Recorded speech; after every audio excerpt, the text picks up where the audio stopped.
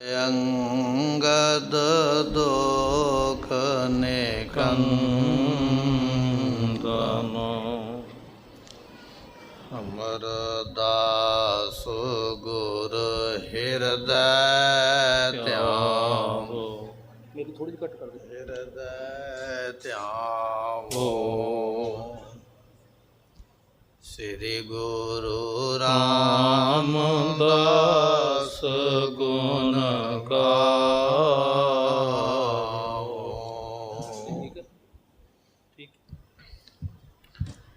श्री अर्जन बिघ्नन के नासक बिघ्नन के नासक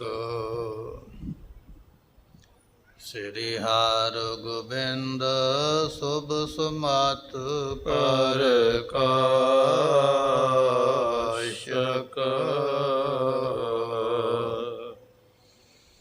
श्री हर राय नमो कर जोरी नमो कर जोरी श्री हर कृष्ण मनाए बहोरी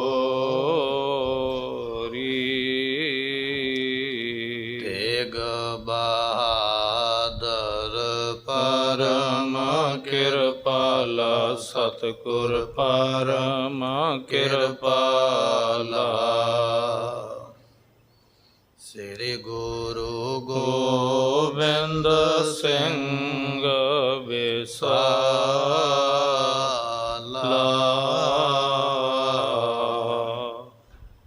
तारों तारा पर पुन पुन सीसा जी पुन पुन सीसा बंदों बार बार जगदीसा।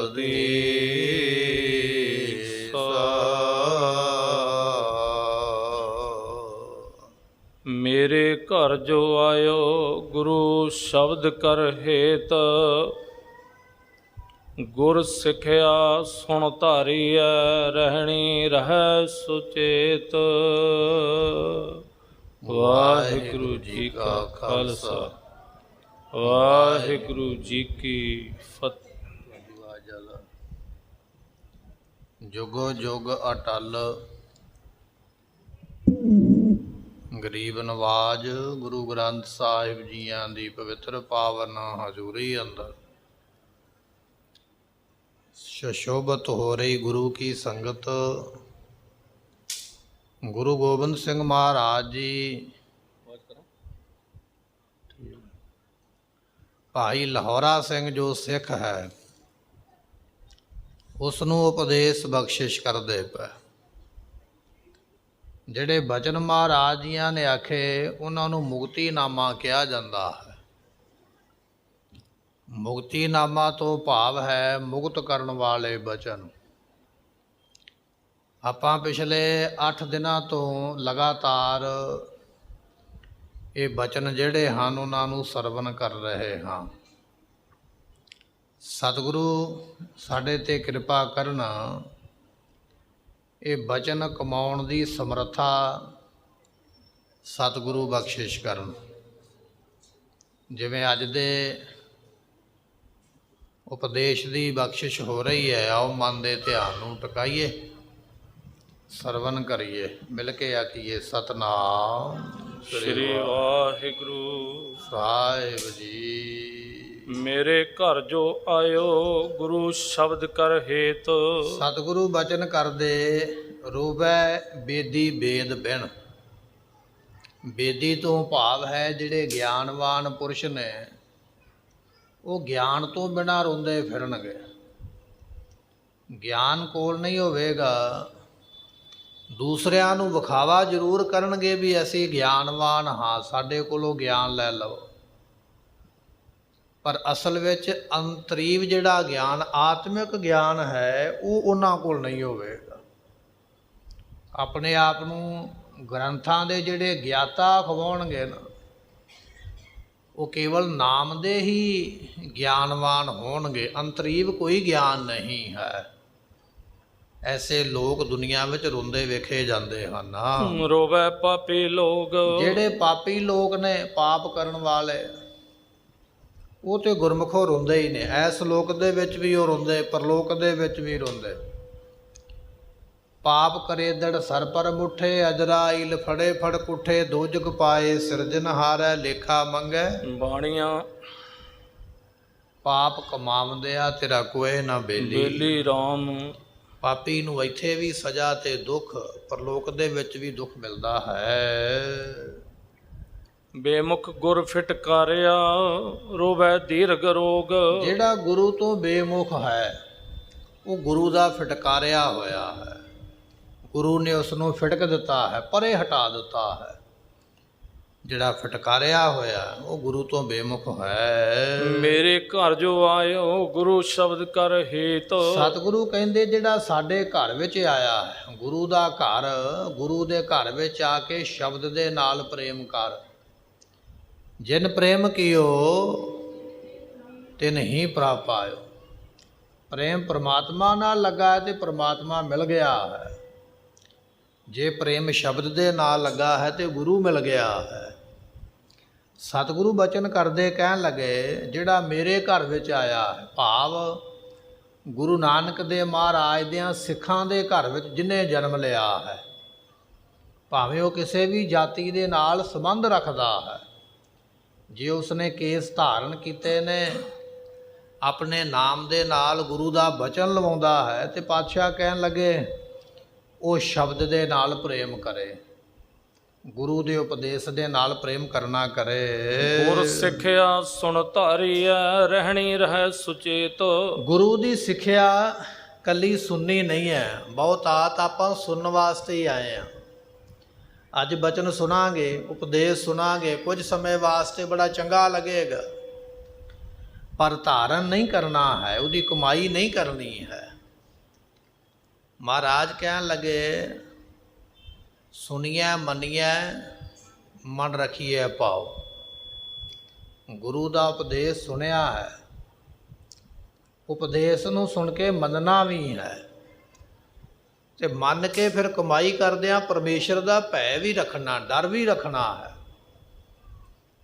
ਮਹਾਰਾਜ ਕਹਿਣ ਲੱਗੇ ਗੁਰ ਸਿੱਖਿਆ ਸੁਣ। ਪਹਿਲਾਂ ਗੁਰੂ ਦੀ ਸਿੱਖਿਆ ਸੁਣਨੀ ਹੈ ਤੇ ਸੁਣ ਕੇ ਫਿਰ ਧਾਰਨ ਕਰਨੀ ਹੈ, ਉਹਦੇ ਉੱਪਰ ਚੱਲਣਾ ਹੈ, ਉਹਦੀ ਕਮਾਈ ਕਰਨੀ ਹੈ। ਤੇ ਮਹਾਰਾਜ ਕਹਿਣ ਲੱਗੇ ਰਹਿਣੀ ਰਹਿ ਸੁਚੇਤ। ਫਿਰ ਮਰਿਆਦਾ ਦੇ ਉੱਪਰ ਸਾਵਧਾਨ ਰਹਿਣਾ ਹੈ। ਜਦੋਂ ਤੂੰ ਮਰਿਆਦਾ ਦੇ ਉੱਪਰ ਚੱਲੇਗਾ ਨਾ, ਲੋਕ ਤੈਨੂੰ ਡਲਾਉਣਗੇ। ਉਸ ਵੇਲੇ ਕਈ ਤਰ੍ਹਾਂ ਦੀਆਂ ਵਿਚਾਰਾਂ, ਕਈ ਤਰ੍ਹਾਂ ਦੀਆਂ ਸਲਾਹਾਂ ਦੇਣਗੇ। ਹੋ ਸਕਦਾ ਕਿਸੇ ਤਰ੍ਹਾਂ ਦੀ ਪਰਖ ਵੀ ਪੈ ਜਾਵੇ, ਪਰ ਮਹਾਰਾਜ ਕਹਿਣ ਲੱਗੇ ਤੂੰ ਉਸ ਪਰਖ ਦੇ ਉੱਪਰ ਸਾਵਧਾਨ ਹੋ ਕੇ ਚੱਲਣਾ ਹੈ। ਕਬੀਰ ਕਸੌਟੀ ਰਾਮ ਕੀ, ਝੂਠਾ ਟਿਕੈ ਨਾ ਕੋਏ। ਪਰਖ ਉਹਨੂੰ ਪੈਂਦੀ ਹੈ ਜਿਹੜਾ ਪੜ੍ਹਾਈ ਕਰਦਾ ਪਿਆ, ਜਿਹੜਾ ਸਕੂਲ ਨਹੀਂ ਨਾ ਗਿਆ, ਬਾਹਰ ਤੁਰਿਆ ਫਿਰਦਾ, ਉਹਦੀ ਪਰਖ ਵੀ ਨਹੀਂ ਹੈ। ਪਰਖ ਉਹਦੀ ਹੁੰਦੀ ਹੈ ਜਿਹੜਾ ਸਕੂਲ ਜਾਂਦਾ ਪਿਆ, ਜਿਹੜਾ ਪੜ੍ਹਦਾ ਪਿਆ। ਪਰਖ ਵੀ ਤੇ ਉਹਦੀ ਹੈ ਨਾ, ਪੇਪਰ ਵੀ ਤੇ ਉਹਨੂੰ ਦੇਣੇ ਪੈਂਦੇ ਨਾ, ਇਮਤਿਹਾਨ ਵਿੱਚ ਉਹਨੂੰ ਹੀ ਬੈਠਣਾ ਪੈਂਦਾ। ਪਾਸ ਹੋਣਾ ਕਿ ਫੇਲ ਹੋਣਾ ਉਹਨੇ ਹੈ ਜਿਹੜਾ ਪੜ੍ਹਦਾ ਪਿਆ ਹੈ। ਜਿਹੜਾ ਸਕੂਲ ਵਿੱਚ ਗਿਆ ਹੀ ਨਹੀਂ, ਉਹਦਾ ਇਮਤਿਹਾਨ ਕਾਹਦਾ ਹੈ। ਜਿਹੜਾ ਮਰਿਆਦਾ ਰੱਖਦਾ ਹੈ, ਇਮਤਿਹਾਨ ਉਹਦਾ ਹੋਣਾ ਹੈ। ਜਿਹੜਾ ਰੱਖਦਾ ਹੀ ਨਹੀਂ, ਉਹਦਾ ਇਮਤਿਹਾਨ ਕਾਹਦਾ ਹੈ। ਮਹਾਰਾਜ ਕਹਿਣ ਲੱਗੇ ਕਬੀਰ ਕਸੌਟੀ ਰਾਮ ਕੀ। ਇਹ ਜਿਹੜੀ ਰਾਮ ਦੀ ਕਸਵੱਟੀ ਹੈ ਨਾ, ਪਰਖ ਵਾਲੀ, ਇਹ ਪੈਂਦੀ ਵੀ ਉਹਨਾਂ ਤੇ ਹੈ ਜਿਹੜੇ ਰਾਮ ਦੇ ਲੋਕ ਨੇ। ਰਾਮ ਦੇ ਲੋਕਾਂ ਤੇ ਇਹ ਪਰਖ ਪੈਂਦੀ ਹੈ। ਜਿਹੜੇ ਰਾਮ ਦੇ ਲੋਕ ਹੀ ਨਹੀਂ, ਉਹਨਾਂ ਤੇ ਪਰਖ ਕਾਹਦੀ ਹੈ। ਮਨਮੁਖਾਂ ਤੇ ਥੋੜ੍ਹੀ ਪਰਖ ਪੈਂਦੀ ਹੈ, ਵਕਾਰੀਆਂ ਤੇ ਪਰਖ ਨਹੀਂ ਪੈਂਦੀ ਹੈ। ਪਰਖ ਪੈਂਦੀ ਗੁਰੂ ਵਾਲਿਆਂ ਤੇ। ਤੇ ਸਤਿਗੁਰੂ ਪਾਤਸ਼ਾਹ ਕਹਿਣ ਲੱਗੇ ਜਦੋਂ ਕਿਤੇ ਪਰਖ ਪਵੇ ਤੂੰ ਉਦੋਂ ਸਾਵਧਾਨ ਹੋ ਜਾਣਾ ਹੈ, ਪਰਖ ਦੇ ਵਿੱਚ ਪੂਰਾ ਉਤਰਨਾ ਹੈ, ਕਦੇ ਪਰਖ ਤੋਂ ਫੇਲ ਨਹੀਂ ਹੋਣਾ ਹੈ। ਇਸ ਤਰ੍ਹਾਂ ਕਮਾਈ ਕਰਨੀ ਹੈ। ਚੌਪਈ ਮੈਂ ਬਖਸ਼ਾਉਂਗਾ ਦਇਓ ਪਤ ਸੋਏ। ਗੁਰੂ ਗੋਬਿੰਦ ਸਿੰਘ ਮਹਾਰਾਜ ਕਹਿਣ ਲੱਗੇ, ਮੈਂ ਆਪਣੇ ਸਿੱਖ ਨੂੰ ਇੰਨੀ ਵੱਡੀ ਪਦਵੀ ਬਖਸ਼ਿਸ਼ ਕਰਾਂਗਾ। ਜਿਹੜਾ ਸਾਡਾ ਸਿੱਖ ਰਹਿਣੀ ਵਿੱਚ ਪੂਰਾ ਹੋਵੇਗਾ ਨਾ, ਮਰਿਆਦਾ ਵਿੱਚ ਪੂਰਾ ਹੋਵੇਗਾ, ਨਿਤਨੇਮੀ ਹੋਵੇਗਾ, ਉਹਨੂੰ ਏਡੀ ਵੱਡੀ ਜਿਹੜੀ ਪਦਵੀ ਹੈ ਉਹ ਬਖਸ਼ਿਸ਼ ਕਰਾਂਗੇ ਜਿਸ ਪਦਵੀ ਤੱਕ ਕੋਈ ਨਹੀਂ ਪਹੁੰਚਿਆ ਹੈ। ਜਹਾਂ ਨਾ ਪਹੁੰਚ ਸਕੈ ਕਬ ਕੋਏ। ਜਿੱਥੇ ਕੋਈ ਨਹੀਂ ਹਾਲੇ ਤੱਕ ਨਹੀਂ ਪਹੁੰਚਿਆ ਤੇ ਨਾ ਹੀ ਕੋਈ ਪਹੁੰਚ ਸਕੇਗਾ। ਗੁਰੂ ਗੋਬਿੰਦ ਸਿੰਘ ਮਹਾਰਾਜ ਦੇ ਬਚਨ ਨੇ, ਜਿਹੜਾ ਸਿੱਖ ਮਰਿਆਦਾ ਵਿੱਚ ਪੂਰਾ ਰਹੇਗਾ ਉਹਨੂੰ ਇੰਨੀ ਵੱਡੀ ਪਦਵੀ ਬਖਸ਼ਾਂਗੇ, ਉੱਥੋਂ ਤੱਕ ਕੋਈ ਪਹੁੰਚ ਨਹੀਂ ਸਕਿਆ ਹੋਵੇਗਾ, ਨਾ ਕੋਈ ਪਹੁੰਚ ਸਕੇਗਾ। ਐਸੀ ਵੱਡੀ ਦਾਤ ਮਿਲਦੀ ਹੈ। ਸ਼ੰਕਰ ਦਤ ਰਾਮਾਨੁਜ ਨਾਹੀ। ਦੁਨੀਆ ਦੇ ਵਿੱਚ ਕੁਝ ਬੜੇ ਵੱਡੇ ਮਹਾਤਮਾ ਹੋਏ ਨੇ, ਉਹਨਾਂ ਵਿੱਚ ਇੱਕ ਹੈ ਸ਼ੰਕਰ। ਸ਼ੰਕਰ ਕਹਿੰਦੇ ਸ਼ਿਵ ਜੀ ਨੂੰ। ਗੁਰੂ ਗੋਬਿੰਦ ਸਿੰਘ ਮਹਾਰਾਜ ਕਹਿਣ ਲੱਗੇ, ਉਹ ਪਦਵੀ ਸ਼ਿਵ ਜੀ ਨੂੰ ਨਹੀਂ ਮਿਲੀ ਹੈ ਜਿਹੜੀ ਪਦਵੀ ਅਸੀਂ ਆਪਣੇ ਸਿੱਖ ਨੂੰ ਦੇਵਾਂਗੇ। ਏਡਾ ਵੱਡਾ ਪਦ, ਏਡੀ ਵੱਡੀ ਮੰਜ਼ਲ ਉਹਨੂੰ ਬਖਸ਼ਿਸ਼ ਕਰਾਂਗੇ। ਸ਼ਿਵ ਜੀ ਵਰਗਾ ਦੇਵਤਾ ਭਾਵੇਂ ਆਪਣੇ ਆਪ ਨੂੰ ਵੱਡਾ ਕਹਿੰਦਾ ਹੈ, ਪਰ ਉੱਥੋਂ ਤੱਕ ਉਹਦੀ ਪਹੁੰਚ ਵੀ ਨਹੀਂ ਹੋਵੇਗੀ। ਸਤਿਗੁਰੂ ਜੀ ਦਾ ਬਚਨ ਹੈ, ਬ੍ਰਹਮ ਗਿਆਨੀ ਕੋ ਖੋਜੇ ਮਹੇਸ਼ਰ। ਇਹ ਸੁਖਮਨੀ ਸਾਹਿਬ ਦਾ ਬਚਨ ਹੈ। ਮੈਂ ਆਪਣੇ ਸਿੱਖ ਨੂੰ ਬ੍ਰਹਮ ਗਿਆਨ ਦੀ ਐਸੀ ਦਾਤ ਬਖਸ਼ਿਸ਼ ਕਰਾਂਗਾ। ਮਹਾਰਾਜ ਕਹਿਣ ਲੱਗੇ, ਸ਼ਿਵ ਜੀ ਵਰਗੇ ਵੀ ਉਸ ਨੂੰ ਲੱਭਦੇ ਫਿਰਨਗੇ ਮਗਰ ਜਾ ਕੇ, ਕਿ ਐਸੇ ਬ੍ਰਹਮ ਗਿਆਨੀ ਦੇ ਚਰਨਾਂ ਦੀ ਧੂੜੀ ਪ੍ਰਾਪਤ ਹੋ ਜਾਵੇ, ਸਾਡਾ ਵੀ ਭਲਾ ਹੋ ਜਾਵੇ। ਦੁਨੀਆ ਦੇ ਲੋਕ ਆਖਦੇ ਸ਼ਿਵ ਜੀ ਵੱਡਾ ਦੇਵਤਾ ਹੈ, ਉਹਦੀ ਲੋਕ ਪੂਜਾ ਵੀ ਕਰਦੇ, ਪਰ ਮੈਂ ਆਪਣੇ ਸਿੱਖ ਨੂੰ ਪਦਵੀ ਉਹ ਦੇਵਾਂਗਾ ਜਿਸ ਪਦਵੀ ਤੇ ਉਹ ਸ਼ਿਵ ਜੀ ਵੀ ਪਹੁੰਚ ਨਹੀਂ ਸਕਿਆ। ਮੇਰਾ ਸਿੱਖ ਇਸ ਤੋਂ ਵੀ ਵੱਡੀ ਪਦਵੀ ਤੇ ਪਹੁੰਚੇਗਾ, ਐਸਾ ਬ੍ਰਹਮ ਗਿਆਨ ਪ੍ਰਾਪਤ ਹੋਵੇਗਾ। ਸ਼ਿਵ ਜੀ ਵਰਗੇ ਲੱਭਦੇ ਫਿਰਨਗੇ। ਬ੍ਰਹਮ ਗਿਆਨੀ ਕੋ ਖੋਜੇ ਮਹੇਸ਼ਰ, ਬ੍ਰਹਮ ਗਿਆਨੀ ਆਪ ਪਰਮੇਸ਼ਰ। ਬ੍ਰਹਮ ਗਿਆਨੀ ਖੁਦ ਪਰਮਾਤਮਾ ਹੋ ਜਾਏਗਾ, ਦੇਵਤੇ ਵੀ ਲੱਭਦੇ ਫਿਰਨਗੇ। ਐਸੀ ਪਦਵੀ ਮੈਂ ਬਖਸ਼ਾਂਗਾ, ਇਹ 10ਵੇਂ ਪਾਤਸ਼ਾਹ ਨੇ ਆਖਿਆ। ਦੂਜਾ ਬਚਨ ਮਹਾਰਾਜ ਨੇ ਵਰਤਿਆ ਦਤ। ਦਤ ਤੋਂ ਭਾਵ ਹੈ ਗੁਰਮੁਖੋ ਦੱਤਾਤਰੇय। ਦੱਤਾਤਰੇय ਨਾਮ ਦਾ ਇੱਕ ਪਹਿਲਾਂ ਪੈਗੰਬਰ ਹੋਇਆ ਹੈ, ਅਵਤਾਰ ਹੋਇਆ ਹੈ। ਕੁਝ ਲੋਕਾਂ ਨੇ ਉਸ ਨੂੰ ਭਗਵਾਨ ਵੀ ਮੰਨਿਆ ਹੈ, ਉਸ ਦੀ ਵੀ ਬੜੀ ਪੂਜਾ ਹੈ, ਬੜੀ ਮਾਨਤਾ ਹੈ। ਪਰ ਕਹਿਣ ਲੱਗੇ, ਮੇਰਾ ਸਿੱਖ ਦੱਤਾਤਰੇय ਤੋਂ ਵੀ ਅੱਗੇ ਹੋਵੇਗਾ। ਦੱਤਾਤਰੇय ਦੀ ਵੀ ਉੱਥੇ ਪਹੁੰਚ ਨਹੀਂ ਹੋਵੇਗੀ ਜਿੱਥੇ ਮੇਰੇ ਸਿੱਖ ਦੀ ਪਹੁੰਚ ਹੋਵੇਗੀ। ਤੇ ਤੀਜਾ ਬਚਨ ਮਹਾਰਾਜ ਜੀ ਨੇ ਵਰਤਿਆ ਹੈ, ਰਾਮਾਨੁਜ ਨਾਹੀ। ਮਹਾਰਾਜ ਕਹਿਣ ਲੱਗੇ, ਜਿੱਥੇ ਤੀਜਾ ਵੀ ਨਹੀਂ ਪਹੁੰਚੇਗਾ, ਜਿੱਥੇ ਰਾਮ ਵਰਗੇ ਵੀ ਨਹੀਂ ਪਹੁੰਚ ਸਕੇ, ਜਿੱਥੇ ਲక్ష్మణ ਵਰਗੇ ਨਹੀਂ ਪਹੁੰਚ ਸਕੇ, ਮੇਰੇ ਸਿੱਖ ਨੂੰ ਉਹ ਪਦਵੀ ਮਿਲੇਗੀ। ਪਰ ਕਿਹੜੇ ਸਿੱਖ ਨੂੰ ਮਿਲੇਗੀ? ਆਪਾਂ ਪਿਛਲੇ 8 ਦਿਨਾਂ ਤੋਂ ਇਹ ਜਿਹੜਾ ਹੈ ਨਾ ਬਚਨ ਸਰਵਣ ਕਰਦੇ ਆ ਰਹੇ ਹਾਂ, ਜਿਸ ਨੂੰ ਮੁਕਤੀਨਾਮਾ ਕਿਹਾ ਜਾਂਦਾ ਹੈ। ਜਿਹੜਾ ਮੁਕਤੀਨਾਮੇ ਦੇ ਬਚਨ ਕਮਾ ਲਵੇਗਾ ਨਾ, ਪਿਛਲੇ 8 ਦਿਨ ਦੀ ਕਥਾ ਆਪਾਂ ਸਰਵਣ ਕੀਤੀ ਹੈ, ਜਿਹੜਾ ਉਹਨਾਂ ਬਚਨਾਂ ਨੂੰ ਕਮਾ ਲਵੇਗਾ ਉਹ ਰਾਮ ਤੋਂ ਵੀ ਉੱਪਰ ਚਲਾ ਜਾਏਗਾ। ਰਾਮ ਤੋਂ ਵੀ ਵੱਡੀ ਪਦਵੀ ਉਸ ਨੂੰ ਅਸੀਂ ਦੇਵਾਂਗੇ। ਇਹ ਮਹਾਰਾਜ ਜੀ ਦੇ ਬਚਨ ਹਨ। ਗੋਰਖ ਮੁਹੰਮਦ ਪਹੁੰਚਣਾ ਤਾਹੀਂ। ਦੁਨੀਆ ਦੇ ਵਿੱਚ ਇੱਕ ਗੋਰਖਨਾਥ ਨਾਮ ਦਾ ਜੋਗੀ ਹੋਇਆ ਹੈ। ਮਛੰਦਰਨਾਥ ਇਹਨਾਂ ਦਾ ਮੋਢੀ ਹੈ। ਮਛੰਦਰਨਾਥ ਦਾ ਚੇਲਾ ਹੈ ਗੋਰਖਨਾਥ। ਅਤੇ ਇਸੇ ਤਰ੍ਹਾਂ ਇਹ ਗੋਰਖਨਾਥ ਦੀ ਮਸ਼ਹੂਰੀ ਜਿਹੜੀ ਹੈ ਉਹ ਆਪਣੇ ਗੁਰੂ ਨਾਲੋਂ ਵੀ ਜ਼ਿਆਦਾ ਹੋ ਗਈ, ਕਿਉਂਕਿ ਉਹ ਜਤ ਸਤ ਵਿੱਚ ਪੱਕਾ ਸੀ ਤੇ ਮਛੰਦਰਨਾਥ ਜਤ ਸਤ ਵਿੱਚ ਮਾਰ ਖਾ ਗਿਆ। ਭਾਵੇਂ ਕਿ ਗੁਰੂ ਮੋਢੀ ਮਛੰਦਰਨਾਥ ਹੀ ਹੈ, ਪਰ ਜ਼ਿਆਦਾ ਨਾਮ ਜੋਗੀਆਂ ਵਿੱਚ ਗੋਰਖਨਾਥ ਦਾ ਹੀ ਹੈ। ਗੋਰਖ ਦਾ ਹੀ ਚੇਲਾ ਕਿਹਾ ਜਾਂਦਾ ਹੈ ਜੋਗੀਆਂ ਨੂੰ। ਮਹਾਰਾਜ ਕਹਿਣ ਲੱਗੇ, ਗੋਰਖਨਾਥ ਵੀ ਉੱਥੇ ਪਹੁੰਚ ਨਹੀਂ ਸਕਿਆ ਹੈ, ਉਸ ਪਦਵੀ ਨੂੰ ਨਹੀਂ ਪ੍ਰਾਪਤ ਕਰ ਸਕਿਆ ਜਿਸ ਪਦਵੀ ਤੇ ਮੈਂ ਆਪਣੇ ਸਿੱਖ ਨੂੰ ਪਹੁੰਚਾ ਦਿਆਂਗਾ। ਜੋਗੀ ਗੋਰਖ ਗੋਰਖ ਕਰੈ, ਗੁਰਬਾਣੀ ਦਾ ਬਚਨ ਹੈ ਨਾ। ਜੋਗੀ ਅੱਜ ਵੀ ਗੋਰਖ ਨੂੰ ਹੀ ਧਿਆਉਂਦੇ ਨੇ, ਗੋਰਖ ਨੂੰ ਹੀ ਆਪਣਾ ਗੁਰੂ ਮੰਨਦੇ ਹਨ। ਤੇ ਅਗਲਾ ਬਚਨ ਮਹਾਰਾਜ ਨੇ ਵਰਤਿਆ ਮੁਹੰਮਦ। ਜਿਹੜਾ ਮੁਹੰਮਦ ਪੈਗੰਬਰ ਹੋਇਆ ਹੈ, ਕਹਿਣ ਲੱਗੇ ਉਸ ਮੁਹੰਮਦ ਪੈਗੰਬਰ ਦੀ ਵੀ ਉੱਥੋਂ ਤੱਕ ਪਹੁੰਚ ਨਹੀਂ ਹੋਵੇਗੀ ਜਿੱਥੋਂ ਤੱਕ ਪਹੁੰਚ ਮੇਰੇ ਸਿੱਖ ਦੀ ਹੋਵੇਗੀ। ਪਰ ਸਿੱਖ ਕਿਸ ਤਰ੍ਹਾਂ ਦਾ ਹੋਵੇਗਾ? ਆਪਣੇ ਵਰਗਾ ਨਹੀਂ ਹੋਵੇਗਾ। ਜਿਹੜੇ ਬਚਨ ਮਹਾਰਾਜ ਨੇ ਲਿਖੇ ਨੇ, ਜਿਨ੍ਹਾਂ ਨੇ ਇਸ ਬਚਨ ਦੀ ਕਮਾਈ ਕਰਨੀ ਹੈ, ਮੈਂ ਉਹ ਸਿੱਖ ਨੂੰ ਇੰਨੀ ਵੱਡੀ ਪਦਵੀ ਦੇਵਾਂਗਾ ਕਿ ਦੇਵਤੇ ਤੇ ਪੈਗੰਬਰ ਉੱਥੋਂ ਤੱਕ ਪਹੁੰਚ ਨਹੀਂ ਕਰ ਸਕਣਗੇ। ਜਥਾ ਧਰਨ ਪਰ ਬਰਖਾ ਬਰਸੈ। ਕਹਿਣ ਲੱਗੇ ਵੀ ਜਿਸ ਤਰ੍ਹਾਂ ਧਰਤੀ ਦੇ ਉੱਪਰ ਮੀਂਹ ਪੈਂਦਾ ਹੈ, ਅੱਜ ਕੱਲ੍ਹ ਬਾਰਿਸ਼ ਦੇ ਦਿਨ ਚੱਲਦੇ ਪਏ ਨਾ, ਨਿੱਕੀ ਨਿੱਕੀ ਕਣੀ ਦਾ ਜਿਵੇਂ ਧਰਤੀ ਤੇ ਮੀਂਹ ਪੈਂਦਾ ਹੈ, ਖੇਤੀ ਖੂਬ ਉਗਹਿ ਫਲ ਸਰਸੈ। ਅਤੇ ਜਦੋਂ ਮੀਂਹ ਪੈਂਦਾ ਹੈ ਨਾ, ਉਦੋਂ ਖੇਤੀ ਨੂੰ ਬਹੁਤੀ ਖਾਦ ਪਾਉਣ ਦੀ ਜਾਂ ਸਪਰੇਅ ਕਰਨ ਦੀ ਲੋੜ ਨਹੀਂ ਪੈਂਦੀ ਹੈ। ਜਿਹੜੇ ਲੋਕ ਖੇਤੀ ਦੇ ਕਿੱਤੇ ਨਾਲ ਜੁੜੇ ਹੋਏ ਨਾ, ਖੇਤੀਬਾੜੀ ਕਰਦੇ, ਉਹਨਾਂ ਨੂੰ ਇਸ ਗੱਲ ਦੀ ਸਮਝ ਸੋਝੀ ਹੈ, ਜੇ ਬਰਸਾਤ ਸਮੇਂ ਸਿਰ ਪੈਣ ਲੱਗ ਪਵੇ ਤੇ ਬਹੁਤੀ ਖਾਦ ਸਪਰੇਅ ਦੀ ਲੋੜ ਨਹੀਂ ਹੈ। ਖੇਤੀ ਬੜੀ ਵੱਧਦੀ ਫੁੱਲਦੀ ਹੈ, ਉਹਦਾ ਝਾੜ ਵੀ ਵੱਧ ਜਾਂਦਾ ਹੈ। ਮਹਾਰਾਜ ਕਹਿਣ ਲੱਗੇ ਜਿਵੇਂ ਨਿੱਕੀ ਨਿੱਕੀ ਕਣੀ ਦਾ ਮੀਂਹ ਪਿਆ ਹੈ ਤੇ ਉਹ ਖੇਤੀ ਨੂੰ ਬੜਾ ਵਧਾਉਂਦਾ ਤੇ ਪ੍ਰਫੁੱਲਤ ਕਰਦਾ ਹੈ, ਖੇਤੀ ਦਾ ਝਾੜ ਵੱਧ ਜਾਂਦਾ ਹੈ। ਤਿਉ ਗੁਰ ਸਨਮੁਖ ਸਗਰੇ ਧਰਮ। ਇਸੇ ਤਰ੍ਹਾਂ ਗੁਰੂ ਕਿਹਾ ਸਿੱਖਾ, ਜਿਹੜਾ ਗੁਰੂ ਹੈ ਨਾ, ਉਹਦੇ ਅੱਗੇ ਸਾਰੇ ਭਰਮ ਨਾਸ ਹੋ ਜਾਂਦੇ ਨੇ। ਗੁਰੂ ਦੇ ਅੱਗੇ ਭਰਮ ਰਹਿੰਦਾ ਕੋਈ ਨਹੀਂ ਹੈ। ਵੱਡੇ ਵੱਡੇ ਲੋਕ ਭਰਮ ਦੇ ਵਿੱਚ ਪੈ ਰਹੇ, ਜਿਨ੍ਹਾਂ ਨੂੰ ਤੁਸੀਂ ਸਿੱਧ ਆਖਦੇ ਹੋ ਨਾ ਵੀ ਸਿੱਧ ਬੜੇ ਕਰਾਮਾਤੀ ਸਨ। ਕਦੇ ਮਹਾਰਾਜ ਦੀ ਬਾਣੀ ਪੜ੍ਹ ਲਿਓ, ਜਿਹਦਾ ਨਾਮ ਹੈ ਸਿੱਧ ਗੋਸ਼ਟ। ਸਿੱਧ ਗੋਸ਼ਟ ਵਿੱਚ ਸਿੱਧਾਂ ਨੇ ਗੁਰੂ ਨਾਨਕ ਸਾਹਿਬ ਨੂੰ ਸਵਾਲ ਕੀਤੇ ਨੇ, ਔਰ ਉਹਨਾਂ ਦੇ ਸਵਾਲਾਂ ਦੇ ਜਵਾਬ ਮਹਾਰਾਜ ਨੇ ਉਸ ਬਾਣੀ ਵਿੱਚ ਦਿੱਤੇ ਨੇ। ਕਹਿਣ ਲੱਗੇ ਸਿੱਧ ਵੀ ਭਰਮ ਦੇ ਵਿੱਚ ਭਰਮੇ ਹੋਏ, ਉਹਨਾਂ ਨੂੰ ਵੀ ਆਪਣੇ ਸਵਾਲਾਂ ਦੇ ਜਵਾਬ ਨਹੀਂ ਆਉਂਦੇ, ਉਹ ਵੀ ਜਵਾਬ ਗੁਰੂ ਨਾਨਕ ਸਾਹਿਬ ਮਹਾਰਾਜ ਨੇ ਦਿੱਤੇ। ਪਾਤਸ਼ਾਹ ਕਹਿਣ ਲੱਗੇ ਬਚਨ ਇਹ ਹੈ, ਗੁਰ ਸਨਮੁਖ ਸਗਰੇ ਧਰਮ। ਗੁਰੂ ਦੇ ਸਨਮੁਖ ਰਹਿ ਕੇ ਧਰਮ ਦੀ ਕਮਾਈ ਕਰਨੀ ਹੈ। ਕਹੈ ਗੁਰੂ ਫਲ ਦੇ ਬਿਨ ਭਰਮ। ਕਿਉਂਕਿ ਗੁਰੂ ਜਿਹੜਾ ਹੈ ਨਾ, ਉਹ ਬਿਨਾਂ ਭਰਮ ਤੋਂ ਵੱਡਾ ਫਲ ਦੇ ਦਿੰਦਾ ਹੈ। ਜਿਸ ਫਲ ਦੀ ਪ੍ਰਾਪਤੀ ਕਰਨ ਵਾਸਤੇ ਬੜੇ ਬੜੇ ਰਿਖੀਆਂ ਨੂੰ, ਤਪੀਆਂ ਨੂੰ ਬੜਾ ਬੜਾ ਤਪ ਕਰਨਾ ਪਿਆ, ਉਸ ਫਲ ਨੂੰ ਉਹ ਪ੍ਰਾਪਤ ਨਹੀਂ ਕਰ ਸਕੇ। ਜਿਹੜਾ ਗੁਰੂ ਦੀ ਸ਼ਰਨ ਵਿੱਚ ਆ ਕੇ ਕਮਾਈ ਕਰਦਾ, ਗੁਰੂ ਬਿਨਾਂ ਦੇਰੀ ਤੋਂ ਉਸ ਨੂੰ ਵੱਡਾ ਫਲ ਦਿੰਦਾ ਹੈ।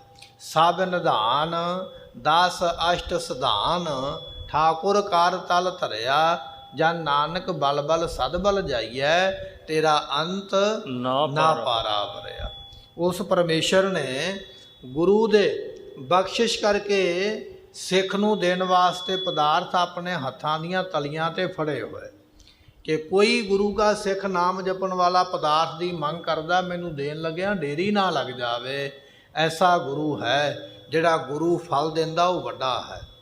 ਗੁਰਬਾਣੀ ਦਾ ਬਚਨ ਹੈ, ਜੀਵੜ ਆਪ ਤੇਵੜ ਤੇਰੀ ਦਾਤ। ਉਹ ਪਰਮਾਤਮਾ ਜਿੰਨਾ ਵੱਡਾ ਹੈ, ਉਹਦੀਆਂ ਦਾਤਾਂ ਵੀ ਓਨੀਆਂ ਹੀ ਵੱਡੀਆਂ ਨੇ। ਗੁਰੂ ਨਾਨਕ ਦੇਵ ਮਹਾਰਾਜ ਬਾਹਰ ਬੈਠੇ ਨਾ ਕਿਸੇ ਸ਼ਹਿਰ ਦੇ ਜਾ ਕੇ, ਤੇ ਇੱਕ ਬੱਚਾ ਆ ਗਿਆ ਮਹਾਰਾਜ ਦੇ ਕੋਲ। ਵੇਖਿਆ ਵੀ ਸਾਧੂ ਨੇ, ਉਹਨੇ ਥੋੜ੍ਹੇ ਜਿਹੇ ਸੁੱਕੇ ਕੱਖ ਇਕੱਠੇ ਕੀਤੇ ਤੇ ਥੱਲੇ ਰੱਖ ਦਿੱਤੇ। ਕਹਿਣ ਲੱਗਾ ਮਹਾਰਾਜ ਮਿੱਟੀ ਤੇ ਜ਼ਰੂਰ ਬੈਠਣਾ, ਆ ਮੈਂ ਕੱਖ ਵਿਛਾ ਦਿੱਤੇ, ਆਪ ਜੀ ਕੱਖਾਂ ਤੇ ਬਹਿ ਜਾਓ। ਹੁਣ ਵਿਚਾਰਾ ਖੇਤ ਦੀ ਰਾਖੀ ਕਰਦਾ, ਘਰੋਂ ਗਰੀਬ ਹੈ, ਨਾ ਕੋਈ ਬਿਸਤਰਾ ਨਾ ਕੋਈ ਮੰਜਾ ਹੈ, ਪਰ ਕੱਖ ਕੁਝ ਸੁੱਕੇ ਪਏ ਸਨ। ਉਹਨੇ ਸੋਚਿਆ ਵੀ ਇਹ ਮਿੱਟੀ ਤੇ ਬੈਠੇ ਨੇ, ਮੈਂ ਕੱਖ ਵਿਛਾ ਦਿਆਂ। ਕੱਖ ਵਿਛਾ ਕੇ ਕਹਿਣ ਲੱਗਾ ਮਹਾਰਾਜ ਇਹਨਾਂ ਕੱਖਾਂ ਤੇ ਬਹਿ ਜਾਓ। ਸਤਿਗੁਰੂ ਬੈਠ ਗਏ। ਬੱਚੇ ਦੇ ਮਨ ਵਿੱਚ ਵਿਚਾਰ ਇਹ ਆਈ ਵੀ ਇਹ ਰਾਤ ਕਿਤਿਓਂ ਤੁਰ ਕੇ ਆਏ ਨੇ, ਭੁੱਖ ਲੱਗੀ ਹੋਵੇਗੀ, ਤੇ ਛੋਲਿਆਂ ਦਾ ਖੇਤ ਹੈ। ਉਹਨੇ ਕੁਝ ਛੋਲੇ ਪੱਟੇ, ਥੋੜ੍ਹੇ ਬਹੁਤੇ ਕੱਚੇ ਭੁੰਨੇ ਜੇ ਕੀਤੇ, ਜਿੰਨੇ ਕੋ ਬੱਚਾ ਕਰ ਸਕਦਾ ਸੀ ਉਹਨੇ ਲਿਆ ਕੇ ਥੋੜ੍ਹੇ ਜਿਹੇ ਛੋਲੇ ਪੱਟ ਕੇ ਥੋੜ੍ਹੇ ਜਿਹੇ ਅੱਗ ਦਾ ਸੇਕ ਦੇ ਕੇ ਅੱਗੇ ਰੱਖੇ। ਮਹਾਰਾਜ ਆ ਛਕ ਲਓ, ਭੁੱਖ ਲੱਗੀ ਹੈ। ਇਸ ਤੋਂ ਪਹਿਲਾਂ ਕਿ ਸਤਿਗੁਰੂ ਛਕਦੇ, ਭਾਈ ਮਰਦਾਨਾ ਜੀ ਨੂੰ ਭੁੱਖ ਜ਼ਿਆਦਾ ਲੱਗੀ, ਉਹ ਸਾਰੇ ਹੀ ਛਕ ਗਏ। ਸਾਰੇ ਛਕ ਗਿਆ। ਬੱਚੇ ਦੇ ਮਨ ਵਿੱਚ ਆਇਆ ਵੀ ਇਹ ਤੇ ਇੱਕ ਬੰਦੇ ਨੇ ਕੰਮ ਨਿਬੇੜ ਦਿੱਤਾ, 2 ਅਜੇ ਬਾਕੀ ਨੇ। ਇਹ ਇੱਕ ਬੰਦਾ ਇੰਨੇ ਖਾ ਗਿਆ, ਇਹਦਾ ਮਤਲਬ ਹੈ ਵੀ ਇਹਨਾਂ ਸਾਰਿਆਂ ਨੂੰ ਭੁੱਖ ਲੱਗੀ ਹੈ। ਉਹ ਉੱਠ ਪਿਆ। ਉਹਦੇ ਮਨ ਵਿੱਚ ਵਿਚਾਰ ਇਹ ਆਈ ਵੀ ਮੈਂ ਘਰੇ ਜਾਂਦਾ, ਆਪਣੀ ਮਾਂ ਨੂੰ ਕਹਾਂਗਾ ਵੀ ਥੋੜ੍ਹਾ ਬਹੁਤਾ ਜੋ ਪ੍ਰਸ਼ਾਦਾ ਘਰ ਵਿੱਚ ਹੈ ਬਣਾ, ਮੈਂ ਸਾਧੂਆਂ ਨੂੰ ਖਵਾ ਦੇਵਾਂ। ਜਦੋਂ ਉੱਠ ਕੇ ਤੁਰਨ ਲੱਗਾ, ਮਹਾਰਾਜ ਨੇ ਪੁੱਛਿਆ, ਕਹਿਣ ਲੱਗੇ ਬੱਚੇ ਕਿੱਧਰ ਚੱਲਿਆ ਬਾਲਕ, ਸਾਨੂੰ ਦੱਸ।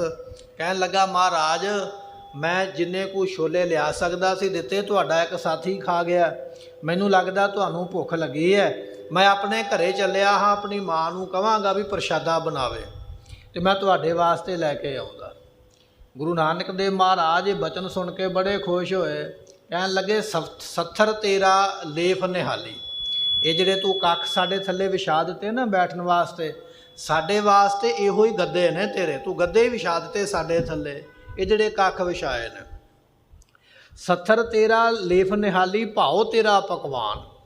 ਤੂੰ ਨਿੱਕੀ ਜਿਹੀ ਉਮਰ ਦੇ ਵਿੱਚ ਇੰਨਾ ਪ੍ਰੇਮ ਕੀਤਾ, ਅਸੀਂ ਕਿਹੜਾ ਤੈਨੂੰ ਜਾਣਦੇ ਹਾਂ, ਨਾ ਤੂੰ ਸਾਨੂੰ ਜਾਣਦਾ।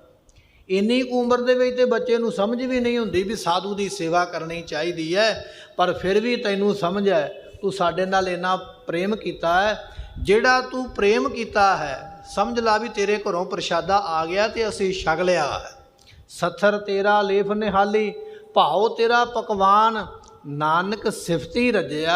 ਸਤਿਗੁਰੂ ਕਹਿੰਦੇ ਸਾਨੂੰ ਭੁੱਖ ਨਹੀਂ ਲੱਗੀ, ਮੈਂ ਪ੍ਰਮਾਤਮਾ ਦੀ ਸਿਫਤ ਕਰਕੇ ਰੱਜਿਆ ਹੋਇਆ ਹਾਂ। ਨਾਨਕ ਸਿਫਤੀ ਰੱਜਿਆ, ਆਓ ਬਹੁ ਸੁਲਤਾਨ। ਬਚਨ ਆਖਿਆ, ਕਹਿਣ ਲੱਗੇ ਆ ਰਾਜਾ ਸਾਡੇ ਕੋਲ ਬੈਠ ਜਾ। ਬੱਚਾ ਬੜਾ ਹੈਰਾਨ ਹੋਇਆ, ਮਹਾਰਾਜ ਮੈਂ ਤੇ ਗਰੀਬ ਘਰ ਦਾ ਬਾਲ, ਸਾਡੇ ਘਰ ਤੇ ਰੋਟੀ ਕਦੇ ਪੱਕਦੀ ਹੈ ਕਦੇ ਨਹੀਂ ਪੱਕਦੀ, ਤੁਸੀਂ ਆਖ ਦਿਓ ਵੀ ਸੁਲਤਾਨ ਬੈਠ ਜਾ, ਮੈਂ ਰਾਜਾ ਥੋੜ੍ਹੀ ਹਾਂ। ਭਾਈ ਮਰਦਾਨਾ ਜੀ ਕਹਿਣ ਲੱਗੇ, ਬਾਲਕ ਜੇ ਗੁਰੂ ਨਾਨਕ ਸਾਹਿਬ ਨੇ ਆਖਿਆ ਨਾ ਤੂੰ ਰਾਜਾ ਹੀ ਹੈ। ਸਤਿਗੁਰਾਂ ਦੇ ਕੋਲ ਬੈਠਾ ਰਿਹਾ, ਬਚਨ ਬਲਾ ਸਰਵਣ ਕਰਦਾ ਰਿਹਾ। ਜਦੋਂ ਅੰਮ੍ਰਿਤ ਵੇਲਾ ਹੋਇਆ ਨਾ, ਮੱਥਾ ਟੇਕ ਕੇ ਕਹਿਣ ਲੱਗਾ, ਮਹਾਰਾਜ ਮੈਨੂੰ ਘਰ ਜਾਣ ਦੀ ਆਗਿਆ ਦਿਓ। ਸਤਿਗੁਰੂ ਕਹਿੰਦੇ ਚਲਾ ਜਾ। ਇਤਿਹਾਸਕਾਰ ਕਹਿੰਦੇ ਨੇ ਵੀ ਉਸ ਸ਼ਹਿਰ ਦਾ ਰਾਜਾ ਰਾਤ ਨੂੰ ਮਰ ਗਿਆ। ਰਾਜੇ ਦੇ ਘਰ ਵਿੱਚ ਔਲਾਦ ਕੋਈ ਨਹੀਂ ਹੈ। ਰਾਜੇ ਦੇ ਮੰਤਰੀਆਂ ਨੇ ਸੋਚਿਆ ਵੀ ਰਾਜ ਸਾਡਾ ਰਾਜਾ ਬੜਾ ਧਰਮਾਤਮਾ ਧਰਮ ਦਾ ਰਾਜ ਕੀਤਾ ਹੈ, ਤੇ ਰਾਜ ਵੀ ਉਹਦੇ ਕੋਲ ਜਾਵੇ ਜਿਹਨੂੰ ਰੱਬ ਦੇਵੇ, ਆਪਾਂ ਨਹੀਂ ਕਿਸੇ ਨੇ ਰਾਜ ਲੈਣਾ। ਹੁਣ ਰਾਜ ਕਿਹਨੂੰ ਦਈਏ? ਸਾਰਿਆਂ ਨੇ ਮਤਾ ਇਹ ਪਕਾਇਆ, ਜਿਹੜਾ ਬਾਹਰੋਂ ਰਾਤ ਨੂੰ ਪਹਿਲਾਂ ਦਰਵਾਜ਼ੇ 'ਤੇ ਆ ਜਾਵੇ, ਜਿਹੜਾ ਦਰਵਾਜ਼ੇ ਨੂੰ ਪਹਿਲਾਂ ਖੜਕਾਵੇਗਾ ਨਾ, ਉਹਨੂੰ ਰਾਜਾ ਬਣਾ ਦਿਆਂਗੇ। ਤੇ ਇਹ ਬੱਚਾ ਰਾਤ ਮਹਾਰਾਜ ਦੇ ਕੋਲ ਬੈਠਾ ਰਿਹਾ। ਅੰਮ੍ਰਿਤ ਵੇਲਾ ਹੋਇਆ, ਘਰ ਨੂੰ ਚੱਲਿਆ, ਸਭ ਤੋਂ ਪਹਿਲਾਂ ਦਰਵਾਜ਼ੇ 'ਤੇ ਪਹੁੰਚਾ। ਜਦੋਂ ਦਰਵਾਜ਼ੇ 'ਤੇ ਹੱਥ ਮਾਰਿਆ, ਸਿਪਾਹੀਆਂ ਨੇ ਦਰਵਾਜ਼ਾ ਖੋਲ੍ਹ ਕੇ ਨਾ ਰਾਜ ਮਹਿਲਾਂ ਵਿੱਚ ਲਿਜਾ ਕੇ ਤਖਤ 'ਤੇ ਬਿਠਾ ਦਿੱਤਾ, ਰਾਜਾ ਬਣਾ ਦਿੱਤਾ। ਮਹਾਰਾਜ ਕਹਿਣ ਲੱਗੇ, ਜੀਵੜ ਆਪ ਤੇਵੜ ਤੇਰੀ ਦਾਤ।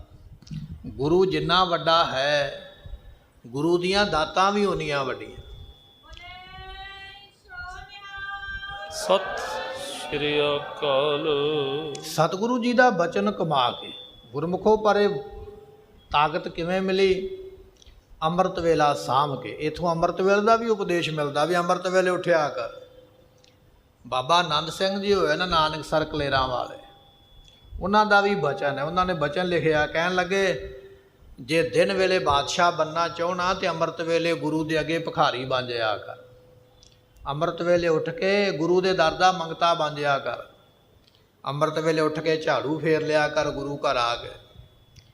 ਪਰ ਸਾਨੂੰ ਤੇ ਠਾਉਣਾ ਬੜਾ ਔਖਾ, ਅਸੀਂ ਤੇ ਮੰਜੇ ਨੂੰ ਐਸਾ ਜਫਾ ਪਾਉਂਦੇ ਆ ਵੀ ਉੱਠਣਾ ਹੀ ਨਹੀਂ ਪੈਂਦਾ। ਮਸਾਂ ਕਿਤੇ ਮਜਬੂਰੀ ਹੈ ਤੇ ਅਲਾਰਮ ਲਾ ਕੇ ਸੌਂਈਦਾ ਵੀ ਜੇ ਮੰਨ ਲਓ 7 ਵਜੇ ਕੰਮ ਹੈ ਤੇ 6:45 ਹੀ ਉੱਠਾਂ, ਕਿਤੇ ਪਹਿਲਾਂ ਉੱਠ ਕੇ ਨੁਕਸਾਨ ਨਾ ਹੋ ਜਾਵੇ। ਸਾਡੀ ਐਸੀ ਹਾਲਤ ਹੈ, ਅਸੀਂ ਕੰਮ ਦੇ ਮੁਤਾਬਕ ਉੱਠਣਾ ਹੈ, ਪਹਿਲਾਂ ਨਹੀਂ ਉੱਠਣਾ ਹੈ। ਪਰ ਬਚਨ ਇਹ ਹੈ ਮਹਾਂਪੁਰਖਾਂ ਦੇ ਵੀ ਜੇ ਤੂੰ ਤੜਕੇ ਉੱਠ ਕੇ ਇਸ਼ਨਾਨ ਕਰਕੇ ਬਾਣੀ ਪੜ੍ਹ ਲਵੇਂ, ਗੁਰੂ ਦੇ ਦਰਬਾਰ ਵਿੱਚ ਆ ਕੇ ਕਿਤੇ ਨਿਤਨੇਮ ਜਾਂ ਕੀਰਤਨ ਸਰਵਣ ਕਰ ਲਵੇਂ, ਗੁਰੂ ਦੇ ਘਰ ਆ ਕੇ ਕਿਤੇ ਤੜਕੇ ਝਾੜੂ ਫੇਰ ਦੇਵੇਂ, ਕਿਤੇ ਨਿਸ਼ਾਨ ਸਾਹਿਬ ਦਾ ਇਸ਼ਨਾਨ ਹੀ ਕਰਵਾ ਦੇਵੇਂ, ਰੱਬ ਦੇ ਘਰ ਆ ਕੇ ਮੰਗਤਾ ਅੰਮ੍ਰਿਤ ਵੇਲੇ ਬਣੇਗਾ, ਦਿਨੇ ਤੈਨੂੰ ਉਹ ਬਾਦਸ਼ਾਹ ਬਣਾ ਦੇਗਾ ਜਿਵੇਂ ਉਸ ਬੱਚੇ ਨੂੰ ਬਣਾਇਆ ਹੈ। ਇਹ ਅੰਮ੍ਰਿਤ ਵੇਲੇ ਦਾ ਮਹਾਤਮ ਹੈ। ਅੰਮ੍ਰਿਤ ਵੇਲੇ ਗਿਆ, ਰਾਜਾ ਬਣ ਗਿਆ। ਮਹਾਰਾਜ ਕਹਿਣ ਲੱਗੇ, ਜੇਵੜ ਆਪ ਤੇਵੜ ਤੇਰੀ ਦਾਤ। ਰੱਬ ਜਿੰਨਾ ਵੱਡਾ ਹੈ, ਰੱਬ ਦੀ ਦਾਤ ਵੀ ਉਨੀ ਹੀ ਵੱਡੀ ਹੈ। ਤੇ ਸਤਿਗੁਰੂ ਇੱਥੇ ਬਚਨ ਕਰਦੇ, ਕਹਿਣ ਲੱਗੇ, ਮੈਂ ਐਸੀਆਂ ਬਖਸ਼ਿਸ਼ਾਂ ਦੇਵਾਂਗਾ, ਜਿਹੜਾ ਮੇਰਾ ਸਿੱਖ ਬਣੇਗਾ, ਨਾ ਉੱਥੇ ਸ਼ਿਵ ਜੀ ਪਹੁੰਚ ਸਕਿਆ, ਨਾ ਰਾਮਚੰਦਰ ਪਹੁੰਚ ਸਕਿਆ, ਨਾ ਦੱਤਾਤਰੇय ਪਹੁੰਚ ਸਕਿਆ, ਨਾ ਗੋਰਖਨਾਥ ਪਹੁੰਚ ਸਕਿਆ ਹੈ। ਦੁਨੀਆ ਦੇ ਪੈਗੰਬਰ ਮੁਹੰਮਦ ਵਰਗੇ ਵੀ ਉਸ ਪਦਵੀ 'ਤੇ ਨਹੀਂ ਪਹੁੰਚੇ ਜਿਸ ਪਦਵੀ ਦੇ ਉੱਪਰ ਮੇਰਾ ਸਿੱਖ ਪਹੁੰਚੇਗਾ। ਐਸੀ ਵੱਡੀ ਦਾਤ ਮੈਂ ਆਪਣੇ ਸਿੱਖ ਨੂੰ ਦੇਵਾਂਗਾ। ਕਹਿਓ ਮੁਕਤਨਾਮਾ ਸੁਨ ਪਿਆਰੇ। ਸਤਿਗੁਰੂ ਕਹਿਣ ਲੱਗੇ, ਇਹ ਮੁਕਤਨਾਮਾ ਹੈ, ਇਹ ਹੈ ਮੁਕਤੀ ਦੇਣ ਵਾਲੇ ਬਚਨ। ਜਿਹੜਾ ਇਹਨਾਂ ਬਚਨਾਂ ਨੂੰ ਸੁਣੇਗਾ, ਜਿਹੜੇ ਆਪਾਂ ਲਗਾਤਾਰ ਸਰਵਣ ਕੀਤੇ ਹਨ, ਨਾਏ ਮੁਕਤਸਰ ਐਸੈ ਉਚਾਰੇ। ਤੇ ਮੁਕਤਸਰ ਇਸ਼ਨਾਨ ਕਰੇ, ਮੁਕਤਸਰ ਜਾ ਕੇ ਇਸ਼ਨਾਨ ਕਰੇ। ਗੁਰਮੁਖੋ ਇਹ ਪਿਛਲੇ 8-9 ਦਿਨਾਂ ਤੋਂ ਇਹ ਕਥਾ ਚੱਲਦੀ ਪਈ ਆ। ਹੋ ਸਕਦਾ ਸਾਡਾ ਵਿੱਚੋਂ ਕੋਈ ਦਿਨ ਸੁਣਨ ਵਾਲਾ ਰਹਿ ਗਿਆ ਹੋਵੇ, ਪਰ ਇਹ ਸਾਰੀ ਕਥਾ ਆਪਾਂ ਨੈੱਟ ਤੇ ਪਾ ਦਿੱਤੀ। ਆਪ ਜੀ ਬਾਅਦ ਵਿੱਚ ਮਗਰੋਂ ਜਿਹੜੀ ਸੁਣਨੀ ਚਾਹੋ ਸੁਣ ਸਕਦੇ ਹੋ। ਸਤਿਗੁਰੂ ਬਚਨ ਕਰਦੇ, ਕਹਿਣ ਲੱਗੇ ਜਿਹੜਾ ਇਸ ਮੁਕਤਨਾਮੇ ਨੂੰ ਪੜ੍ਹੇਗਾ ਅਤੇ ਸ੍ਰੀ ਮੁਕਤਸਰ ਸਾਹਿਬ ਜਾ ਕੇ ਇਸ਼ਨਾਨ ਕਰੇਗਾ। ਜਦੋਂ ਮਹਾਰਾਜ ਨੇ ਅਨੰਦਪੁਰ ਸਾਹਿਬ ਦਾ ਕਿਲ੍ਹਾ ਛੱਡਿਆ ਨਾ, ਮਹਾਰਾਜ ਖਜ਼ਰਾਣੇ ਦੀ ਢਾਬ ਤੇ ਗਏ। ਬੜਾ ਵੱਡਾ ਉੱਥੇ ਜੰਗ ਹੋਇਆ। ਸਤਿਗੁਰੂ ਮਹਾਰਾਜ ਜੀਆਂ ਦੇ ਪਿਆਰੇ ਸਿੱਖਾਂ ਨੇ, ਮਾਈ ਭਾਗੋ ਵਰਗਿਆਂ ਨੇ, ਇਸੇ ਤਰ੍ਹਾਂ ਭਾਈ ਮਹਾਂ ਸਿੰਘ ਵਰਗਿਆਂ ਨੇ ਬੜੀਆਂ ਕੁਰਬਾਨੀਆਂ ਕੀਤੀਆਂ ਤੇ ਕੁਝ ਸਿੰਘ ਮਹਾਰਾਜ ਦੇ ਸ਼ਹੀਦੀ ਪਾ ਗਏ।